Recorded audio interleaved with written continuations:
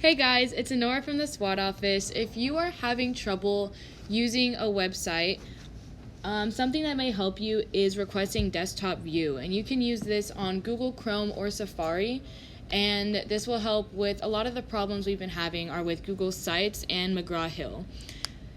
So I'm going to go to Google Chrome to show you how to do this. I'll type in Google Sites just to show you an example. Go ahead and click it, and as you can see here, it says that I'm not allowed to do it since it's mobile, and I'll have to go onto my desktop. And so all you need to do is click the share button, which is in between the three dots and the star, and then scroll here at the bottom all the way to request desktop site, and now it works.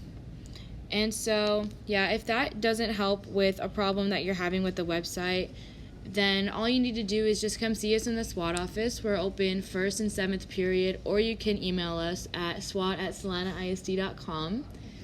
So yeah, that's it.